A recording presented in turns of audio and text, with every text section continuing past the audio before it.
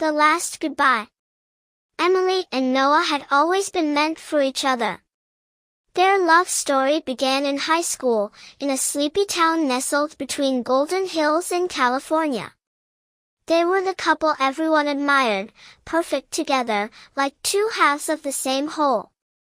There was something about the way Noah made Emily laugh, the way she looked at him with such trust and adoration, that made their bond feel unbreakable.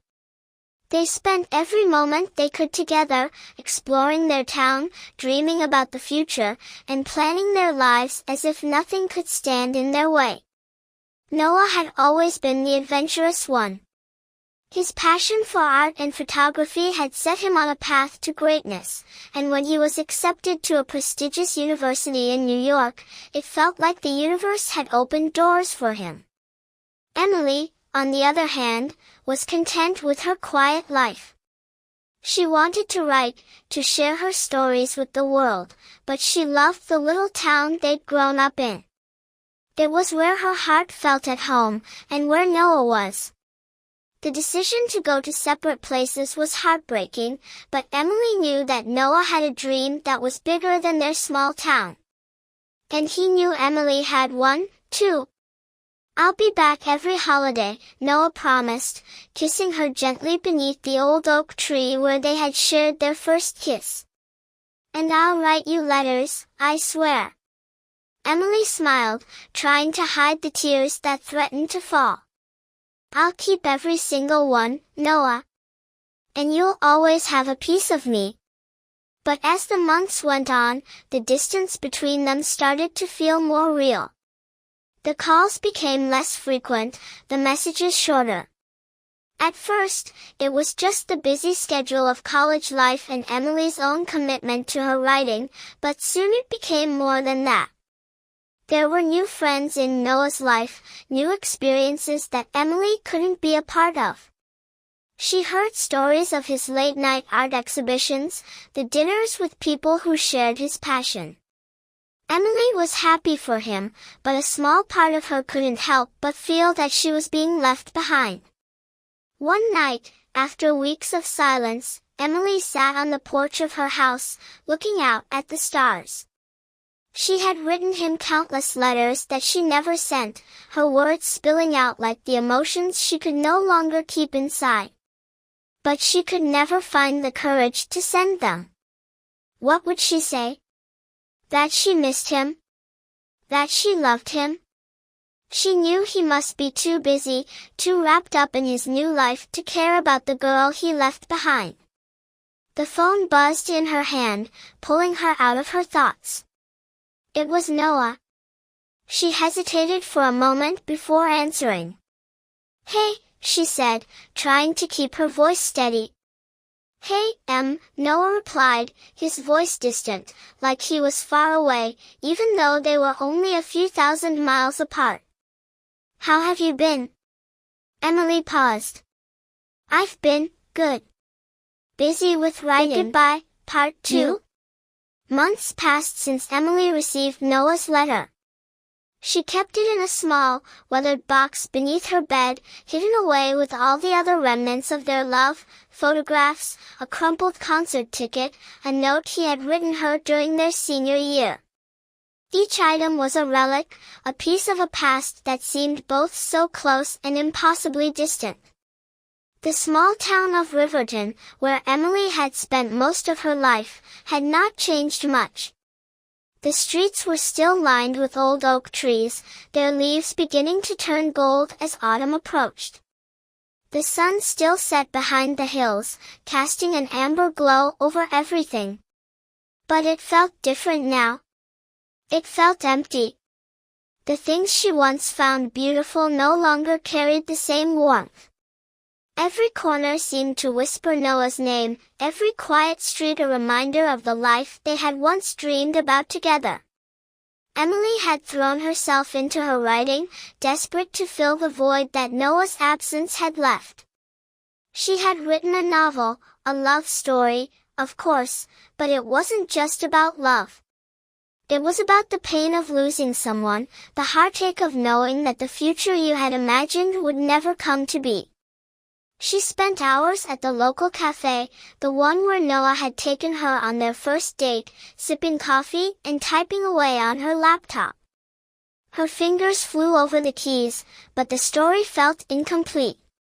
Every sentence felt like it was missing something, like a piece of herself she had yet to find. Her friends, well-meaning but unaware of the depth of her sorrow, continued to encourage her to move on. "You're so talented, Em," they'd say. "You need to go out, meet someone new. You can't keep holding on to the past." But how could she? How could she let go of a love that had shaped her world for so long? How could she forget the way Noah's eyes had always sparkled when he spoke about his dreams, the way his laughter had filled the silence in her life? One evening, as the cool winds of November began to sweep through the town, Emily received another message from Noah. She had almost forgotten what it felt like to hear from him, but his name flashing on her screen was enough to make her heart race. "Hey, Em. I know it's been a while, but I wanted to check in. How are you doing?" It felt like the earth had shifted beneath her. She stared at the message, unsure how to respond. A part of her wanted to scream, to say that she was still heartbroken, that she hadn't stopped thinking about him, but she knew that would be selfish. They had said their goodbyes. She had promised herself that she would let go. Instead, she replied simply, "I'm okay, Noah. Just been busy with writing. How are you?" There was a long pause before his response came. "I'm doing all right," he wrote. "It's been a crazy year, but I'm making it work. Still doing the art thing. But I've been thinking about you a lot, about us. About how things ended. The last goodbye, part 3. It had been nearly a year since Emily sent her last message to Noah. Since then, life had continued its relentless march forward. The days blended into one another, each one bringing its own set of challenges and triumphs, but Emily had found peace in her solitude. She had finally learned to live without Noah's presence, but the echo of their love remained in her heart. She poured herself into her writing, her books now gracing the shelves of local bookstores. There was a sense of pride that came with seeing her name in print, even if it was only in a small town. But no matter how much she tried to immerse herself in her new life, there were days when she would find herself looking up at the stars, feeling an ache in her chest that she couldn't explain. Sometimes, the memories of Noah would flood her mind, the smell of his cologne, the sound of his voice when he spoke her name, the way he had always been so certain of their future together. Those memories were bittersweet, but they were hers, and she had made peace with them. Emily had not heard from Noah since that last message they exchanged. It was as if he had faded into another life, one where she no longer existed. She had hoped that one day, maybe, they would cross paths again, but deep down, she knew that their story had ended. Their love had run its course, and it was time to let go. That was until one evening, just as the sun began to dip below the horizon, Emily received an unexpected email. It was from Noah. Subject: I need to talk. Her heart skipped a beat.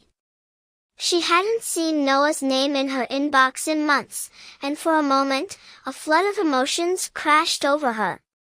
She hadn't even realized how much she still thought about him until she saw that simple message. With a shaky hand, she clicked open the email. His words were brief, but they hit her like a tidal wave. "Emily, I've been thinking about you a lot lately. About us. I know we said goodbye, and I know you've moved on. But I can't shake this feeling that there's still something left between us. I don't expect anything from you, but I just needed to tell you that I've never forgotten you. I hope you're doing well. I miss you." Her mind raced as she read the email over and over again. Noah missed her. But was that enough? After all this time, after everything they had been through, could they really pick up the pieces of their shattered past and try again? She sat back in her chair, staring out the window at the quiet street below. Her thoughts swirled in a whirlwind of uncertainty. She had built a life for herself, a life that didn't involve Noah. She had learned to be independent, to rely on herself for happiness. She had healed, or at least she thought she had. So why did his words still affect her so deeply? Okay, goodbye.